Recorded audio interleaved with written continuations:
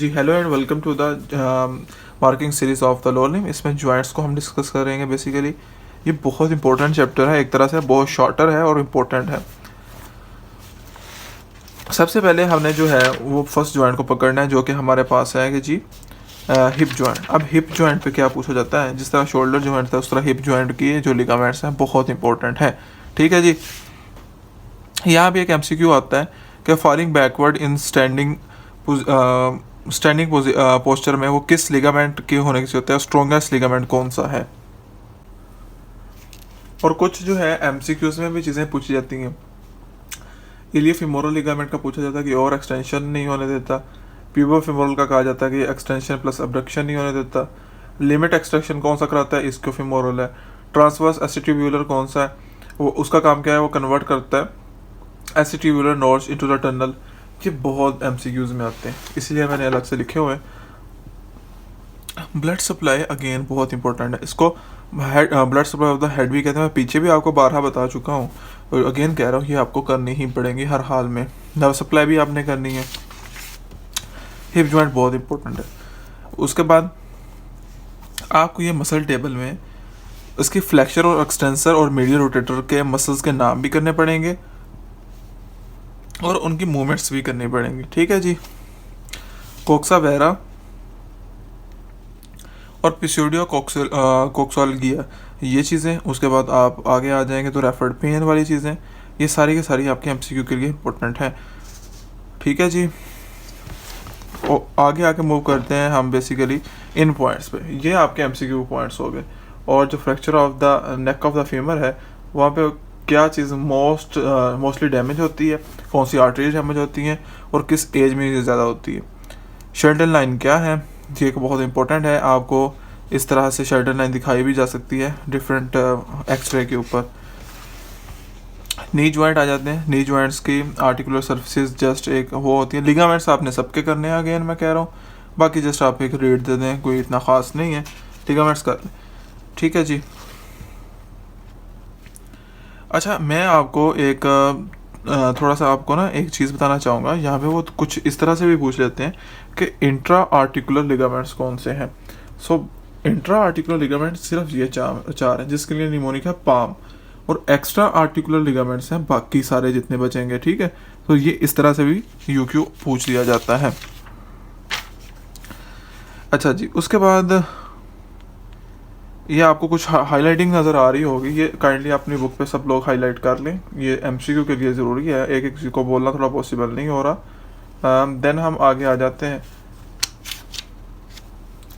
अब मैं एक वो चीज़ करवाने जा रहा हूँ जो शायद आप लोगों को अंदाज़ा भी ना हो कि कितनी इम्पोर्टेंट है। 2021 के जो एक एनुअल प्रॉफ होता है, उसमें एक यूक्यू आया था, एक सिनारियो बेस्ड यूक्यू, और 5 मार्क्स का यूक्यू था। और पूछा गया था हमारे एक लिगामेंट के बारे में। और उसमें बेसिकली सिनारियो कुछ इस तरह से था कि ब्रेकआउट हो रहा था पोस्टीरियर क्रूशिएट लिगामेंट। अब सब लोग फंसे कहाँ पे हुए थे कि ये एंटीरियर क्रूशिएट है या पोस्टीरियर क्रूशिएट है। उसके लिए मैंने एक निमोनिक बनाया हुआ था। बस अल्लाह ताला ने ऐसा कर्म किया कि वो मुझे उस वक्त ज़हन में आ गया और वो चीज़ समझ में आ गई। उसके लिए है पेन और अपेक्स। जो एंटीरियर है वो A for anterior crucial ligament है, वो पोस्टीरियरली मूव करता है। और एक्सटर्नल मतलब कि इसका एक्सटर्नल से मुराद है लैटरल कुंडाइल पे जाके अटैच होता है। ठीक है। इसी तरह जो पोस्टीरियर क्रूशियल लिगामेंट है वो एंटीरियरली यानी ए फॉर एंटीरियरली ट्रेवल करता है। और इंटरनल मतलब के वो था लैटरल, ये मीडियल कुंडाइल पे जाके, इंटरनल मतलब मीडियल, एक्सटर्नल मतलब लैटरल कुंडाइल पे अटैच होता है। और ये पोस्टीरियर मूव करता है, ये एंटीरियर मूव करता है। ये आपको बहुत बहुत बहुत फंसाने वाली चीज़ें हैं, ये आपको याद पढ़ना पड़ेगा। ये एमसीक्यू, एससीक्यू और हमारे तो प्रॉफ के एससीक्यू में आया हुआ है 5 मार्क्स का। अटैचमेंट्स का उन्होंने पूछा हुआ था। ठीक है जी। उसके बाद जस्ट ये एक रीड है, कोई ऐसा इंपॉर्टेंट नहीं है। ब्लड सप्लाई जो अच्छे बच्चे करना चाहें कर सकते हैं। उसके बाद ये जो टेबल है कि अटेंशन और इस पोजीशन में और लॉकिंग और unlocking of the muscle of the knee joint कौन कौन से हैं, और किस कंडीशन में हमारी थाई मीडियली या लेटरली रोटेट करें और लेग लेटरली या मीडियली रोटेट करें तो लॉकिंग और अनलॉकिंग होती है। ठीक हो गया जी। ऑस्थराइटिस कैसे होती हैं, उसके बाद आगे आ जाए, जीनो वेलगम और जीनो वेरम क्या है, नोकनी और बेंडनी में डिफरेंस पूछ सकते हैं। ठीक है जी, एस्पिरेशन ऑफ फ्लूइड कहाँ से होता है। उसके बाद आगे मूव करेंगे तो यहाँ पे डिफरेंट और चीज़ें आ जाएंगी जो आपको एमसीक्यू पॉइंट से बहुत इंपॉर्टेंट है। एंकल जॉइंट पे आ जाएंगे तो जस्ट एक जॉइंट्स की वो टाइप आपको पता होनी चाहिए। यहाँ पे लिगामेंट्स के नाम आने चाहिए आपको, हर एक के, ये आप जैसे भी याद करना चाहें। यहाँ पे आपको मूवमेंट्स का नाम पता हो, अगर आपको मसल्स, प्रिंसिपल मसल ही जस्ट पता हो तो इनफ है। ये कोई जब मुश्किल नहीं होगी, जब आप पीछे मसल टेबल्स कराएंगे, आप मसल टेबल्स करेंगे आपका चैप्टर वैसे ही एंड हो जाया करेगा, आप जो पीछे मैंने मार्किंग के हिसाब से आपको बताया हुआ है। अच्छा, यहाँ पे आपने जस्ट एक एमसीक्यू पॉइंट के लिए आपको करना है, ठीक है जी, कि किस तरह से होता है, प्लांटर फ्लेक्शन कब होती है, डोर्सल फ्लेक्शन कब होती है, किस जॉइंट पे होती है और कौन से मसल इन्वॉल्व होते हैं, ये एमसीक्यूज में पूछा जाता है। ओके, ये सारे के सारे पॉइंट्स जितने भी हैं ये एमसीक्यू में पूछे जाते हैं, एससीक्यू इसमें से नहीं बनता। ठीक है, ट्रिब्यूलोफिब्रल जॉइंट का भी ये आप स्किप आउट कर सकते हैं, ये वाला एरिया को। यहाँ पे ये जो मसल्स हैं ये आपको अच्छे से करने पड़ेगा।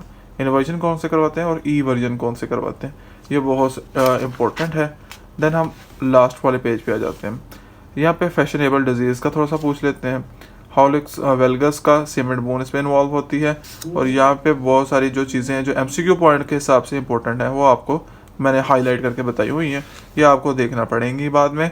ठीक है जी, इन्वर्जन और ई वर्जन के हिसाब से जो हमारे पास ये टेलाकनकेनियो नेविकुलर जॉइंट है ये बहुत इंपॉर्टेंट है, ये एमसीक्यूज में अक्सर पूछा जाता है। उसके बाद लॉकिंग नी मसल कौन सा है, वेस्टस मेडियलिस है। और अनलॉकिंग भी आपको पता होना चाहिए। टेलिस है नो मसल अटैचमेंट, ये आपको करना चाहिए एमसीक्यूज के हिसाब से। The big toe carries double the weight, ठीक है, कि हमारा जो अंगूठा होता है पाँव का वो कितना वेट कैरी करता है, अगेन ये आपने रिपीट करना है और ये अच्छे से पढ़ लेना है, ये आपको एससीक्यू में तंग करेगा। आर्चेस ऑफ फुट का साथ ही मैं ज़रा बताता चलता हूँ, बल्कि आपको नेक्स्ट वीडियो में बता देता हूँ, इसमें एक दो चीज़ें एक्स्ट्रा करने वाली हैं। इंशाल्लाह मिलते हैं नेक्स्ट वीडियो में। अल्लाह हाफिज़।